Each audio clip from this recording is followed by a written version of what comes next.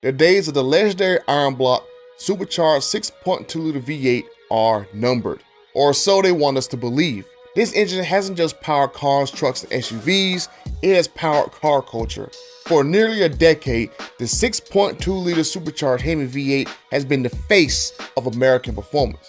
But now they say that it's last call, as the final machines roll off the assembly lines in the next 2 months. And they're gonna give way to an abysmal future full of Hurricanes and EVs. But what if I told you there is more to the story? What if last call is merely a smokescreen before a grand reveal, an orchestrated pause before the return of a new groundbreaking Hemi?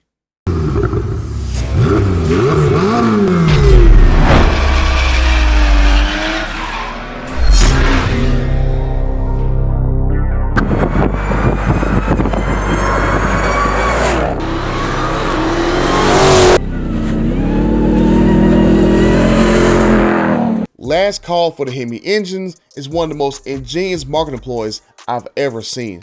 Dodge's marketing team has always been unparalleled, crafting narratives that captivate the automotive world.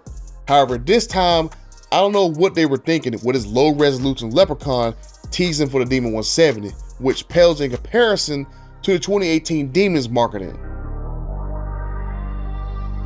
Last call appears to be aimed at inflating dealership markups, set the stage for the dealers to capitalize on exclusive limited trims, compelling the suckers, brotherhood, to pay a premium, especially with offers like the 6 last call sticker pack cars that some people spent a lot of money on for a car that had a couple $100 worth of vinyl stickers and wheels that no one ordered and Dodge had to clear out the parts bin for. The only unique car was a Charter Super B Scat Pack, which honestly should have been a King Daytona Super Stock, which Dodge themselves teased in this video. Last call also brought us the markup, horsepower locator, a tool that seemed to empower the dealers by giving them the exact location of allocations of the high performance models like the Super Stock, enabling dealers to market adjust based on regional availability, competition with local dealers, and the exact production numbers. Last call fuels the perception of scarcity and urgency to take whatever you can get at whatever cost. But is this really the end, or is it just a massive smokescreen concealing the next big reveal in the Hemi's future? Last call is a carefully orchestrated illusion aimed at coaxing the brotherhood into believing that the curtain is falling on the era of ICE vehicles, urging enthusiasts like you to splurge on models that have been around for 16 years. But I've already proven time and time again that Hurricanes are coming to Ram, Hurricanes are coming to Dodge. There's an impending 2024 deadline by Q1 set by Stellantis hanging over a bunch of these dealers' heads, with a mandate to pour hundreds of millions of dollars into EV infrastructure upgrades at their dealerships. And the dealers also need your money for a down year in 2024. Dodge's portfolio is looking very, very appealing, with Hornets that's not selling and old Durangos. Soaring Jeep prices reaching heights well beyond the middle class, especially with a $90,000 Wrangler 392 with an old outdated engine. Ram is parting way with their iconic Hemi, even though Ford and GM will still have V8 options. And Chrysler is going to be coming strong next year with the Pacifica. What could go wrong? I recently watched Marspeed's video that was incredibly eye-opening, and honestly, it deserves 1 million views for shedding the light that Dodge has lied yet again, and this time about compliance fines killed the 6.2-liter iron block Hemi V8 engine, which it barely even contributed to the fines. Marspeed's breakdown reveals some very, very interesting numbers, and if they are accurate, oh boy.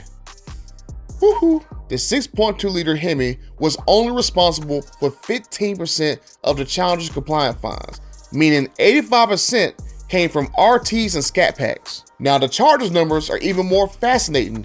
Did you know that the 6.2-liter Hemi accounted for only 8% of the fines, meaning that the Scat Pack and the RT accounted for 92% of it? But yeah, the 6.2-liter Hemi, trust Tim Knissis, 6.2-liter Hemi, the compliance fines are just killing that engine. Now, if I was Butter the CEO, here's a strategic plan that I would consider. Given that the 5.7 and the 6.4 Hemi are heavily accumulating hundreds of millions of dollars in fines every single year, why not rethink our engine strategy? Why do we have 3 engines contributing to this fine pool? Ford is currently using one engine that has 2 tunes on it on the current Mustang. Ford last year essentially used 2 V8s, one in the GT500 and one in the lower cars. So why do we need 3? Just saying goodbye to the 5.7 Hemi would save 45% of the compliance fines in 2022. That's like $90 million a year. I mean, come on now. They got rid of the 5.7 Hemi in 2020, 21, 22, 23. That's 4 years. 9 times 4 is $360 million they could have used to upgrade another engine. Why not upgrading the Pentastar? Imagine putting a turbocharger on it and take a page out of Ford's playbook, morph it into a worthy successor of the 5.7 Hemi. Stellantis just spent $25 million on the Michigan plant to build an updated Pentastar. The 6.4 Hemi is producing about 45% of the fines. Why not take the 6.4 Hemi and maybe put e-torque on it? A turbo, a hybrid system, do something to lower the compliance fines, even if just a little bit. And I know someone's gonna comment that, well, maybe the Hellcats can't continue because they're dirty and they're not gonna pass emissions. I mean, I heard that same lie in 2021 by Dodge saying that, oh, well, the emissions for the Durango Hellcat won't let it be a 2022 model. Even though I had people who work for the company telling me that that was a flat out lie, that Dodge had to just simply do a simple fix and it would have passed. And then we found out in Speed Week last year that, oh yeah, we're gonna bring back the 2023 Durango Hellcat. Yep, there's still time to get the most powerful SUV ever. The Durango SRT Hellcat is back for the 23 model year. And even though they were able to figure out how to keep building it, you all know the stories you heard about emissions, compliance, and blah, blah, blah. It is not detuned. Still 710 horsepower, 645 pound-feet of torque. And then we just found out that it's coming back again for 2024 model year because they had to extend the TRX for 2024 because the Hurricanes got delayed.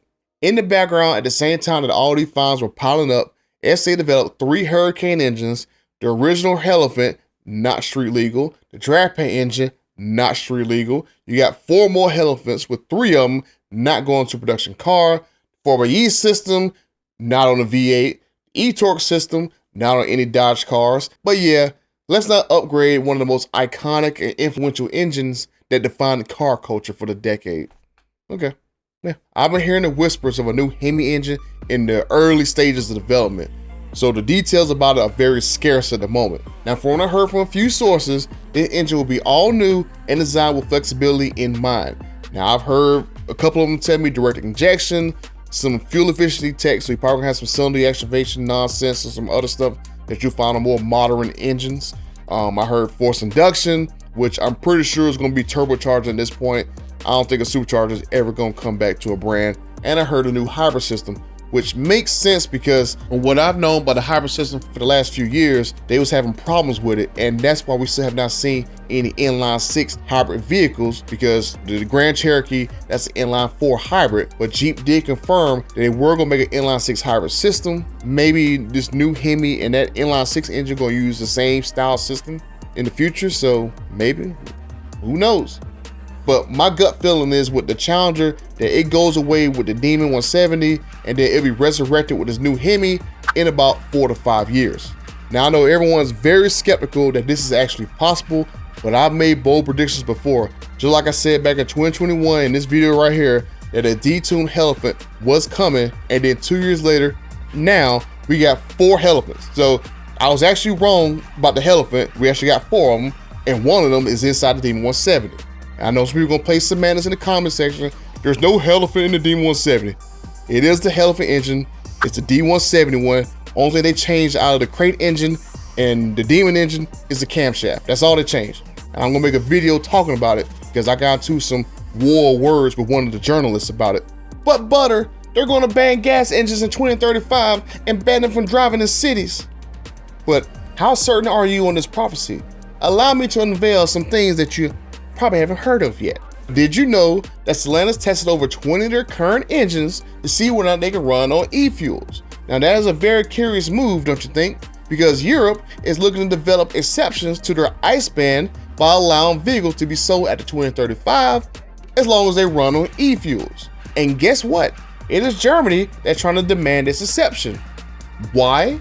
Because Germany is home to some very, very popular vehicle brands, and Porsche in particular is looking to make e-fuels and is trying to have them ready by 2030. Hold up, ain't that around the same time frame I just said that a new Hemi could pop up? Interesting. So Stellantis is testing engines to use e-fuels, then add the fact that they're gonna have a crap load of EVs on the road by then, and then they're gonna have plenty of emissions credits to carry a new Hemi. So what's to say that California and these other states that don't even have the energy to charge the cars they have now, let alone in 5 years, what's to say they don't make an e-fuel exception as well? So I wonder, we got the 2018 Dodge Demon, and then we skipped 5 years, and we got the 2023 Dodge Demon. Skip 5 years? Will there be a 2028 Dodge Demon? I guess we'll find out in 5 years, player. Just saying. If you've made it this far in the video, make sure you leave it a like and subscribe to the channel if you already done so. That way you can tell me that I was wrong in 5 years, whether or not the Demon or the Hemi never came out. And until the next time, I'm out.